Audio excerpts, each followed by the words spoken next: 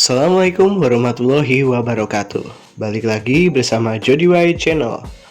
Kali ini saya akan membahas sejarah bus asal Rembang, yaitu Artajaya. Bus Muriaan pertama, ya perintis lah ibaratkan. Yang kalian tahu ini Muriaan apaan sih? Mungkin ada PO Haryanto, BJU, lalu ada PPJ, Santika, lalu MJPM. Ya mungkin itu masih baru pada ini ya, baru jadi bibit. bukan ngeledek sih, maksudnya ini apa namanya, masih belum lahir, jauh sebelum bus itu ada PO pelari legendaris dari tanah Muria ini, mencetuskan armada banter dari PO Muriaan. Nah, untuk selanjutnya mungkin kedepannya saya akan mengurangi durasi upload ya. Tadinya sehari 2-3 kali, mungkin saya kurangi jadi sehari sekali atau 2 hari sekali, karena kondisi saya juga kurang memungkinkan. Jadi ada radang tenggorokan, lalu flu, terus panas juga. Kalau ngomong juga sakit, jadinya ini kurang fit lah ibaratkan. Mudah-mudahan juga nggak apa-apa ya. Langsung aja kita bahas ya sejarah bus ini. Jangan lupa di like, comment, share, and subscribe.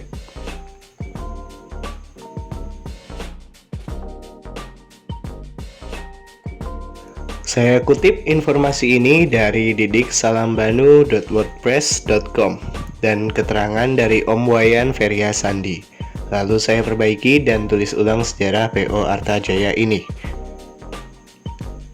Dalam persepsi entitas pengguna bus, armada bus malam dari ranah Muria seperti Jepara, Kudus, Demak, Pati, dan Rembang identik dengan kemewahan armada, good service, speedful, high determination, aksi demonstratif di jalan, serta gengsi gede-gedean sesama pengguna PO. Inilah karakter unik yang tak dipunyai daerah lain, yang kerap disebut virus Muria.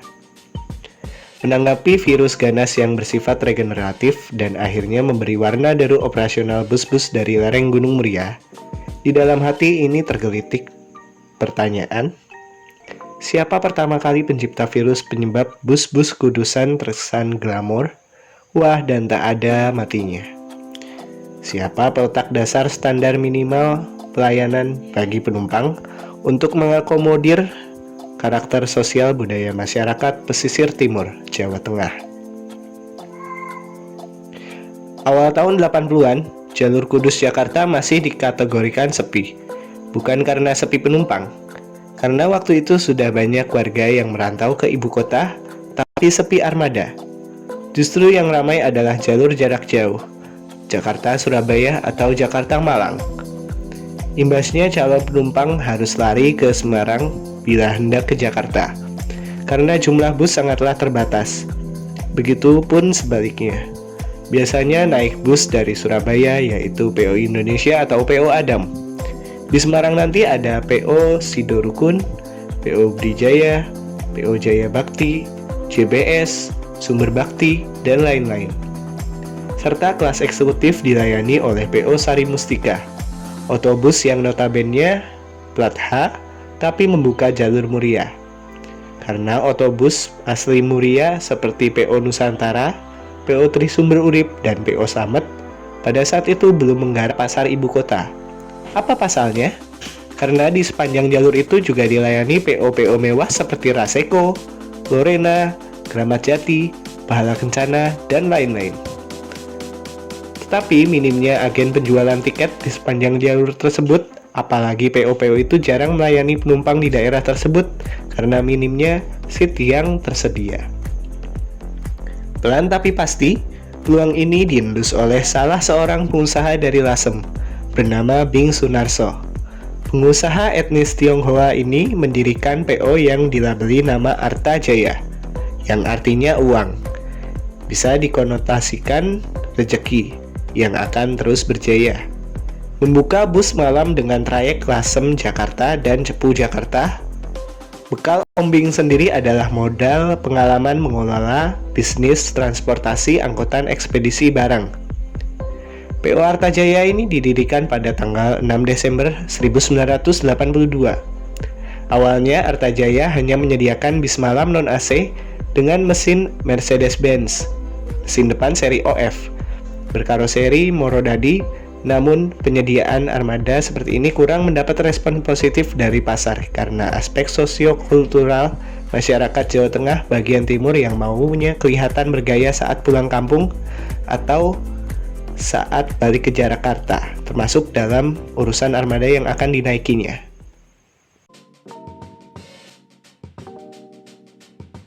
Akhirnya, era mesin depan diakhiri dan digantikan mesin belakang, seri OH Prima.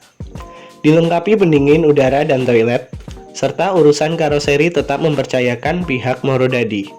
Liverinya pun masih gampang diingat sampai sekarang.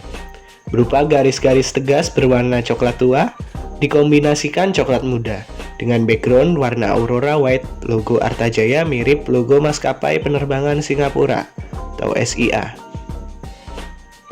Inilah era dimulainya bus malam Kudusan bermesin belakang. Produk Eropa dengan fasilitas AC dan toilet, serta busana dari karoseri berkelas dan corak bodi mesti good looking. Dulu soal attitude, driver Artajaya tak kalah pamor bila head to head dengan penguasa jalur Jakarta-Surabaya, PO Lorena. Mereka berani adu kencang bahkan meladeni setiap aksi penuh kecepatan PO yang melegenda tersebut. Toh, soal mesin dan karoseri tak kalah. Hasilnya selalu tiba di tempat sebelum matahari terbit, baik saat di Jakarta atau di Rembang. Bahkan kabarnya Artajaya cukup disegani di jalan, sebagai raja kecil dari Lasem. Style driver yang suka ngebut pun tak lepas dari kompor meleduk para penumpang, yang tak ingin busnya kalah bersaing dengan bus jarak jauh. Inilah poin kedua, yang meninggalkan warisan bagi sopir-sopir generasi berikutnya, bahwa bus Kudusan kudu banter dan siap untuk adu kebolehan keterampilan di jalan raya. PO Artajaya adalah PO yang terbaik dalam menjunjung servis kepada penumpang. Selain perlengkapan armada berupa bantal dan selimut tebal, diberikan juga snack saat perjalanan. Layanan makanan malam juga bagus, nikmat, dan lengkap. Dan rumah makannya tetap lestari hingga sekarang, dan sempat dipakai oleh Tri Sumber Urip, yakni RM Kota Sari Gringsing. Bahkan saat PO Artajaya berulang tahun, pada hari H diadakan acara kecil-kecilan, penumpang diberikan jamuan makan cuma-cuma, dan diselingi pembagian door prize mirip acara Ultah Nusantara ke-40 di RM Sari Rasa.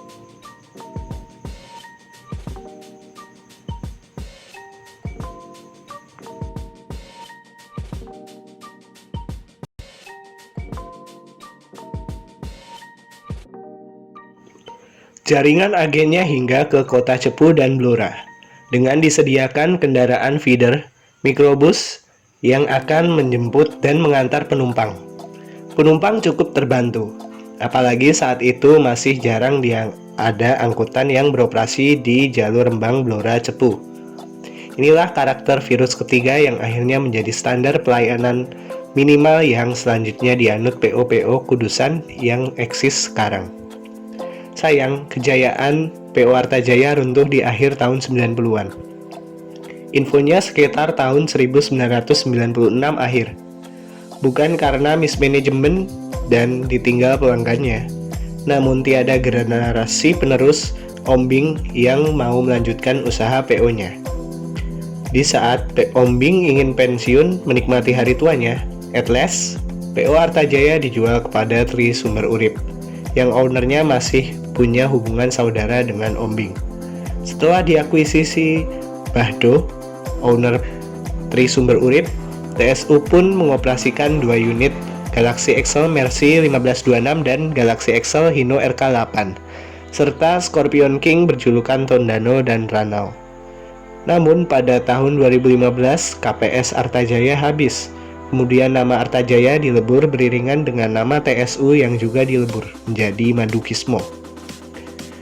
Namun berkat kesuksesannya, Ombing, panggilan akrabnya, berhasil menyekolahkan ketiga anaknya di perguruan tinggi di luar negeri. Dan setelah lulus, ketiganya memutuskan tinggal di luar negeri. Sekarang ini hanya bisnis, ekspedisi, dan bengkel spare part yang masih dijalankannya.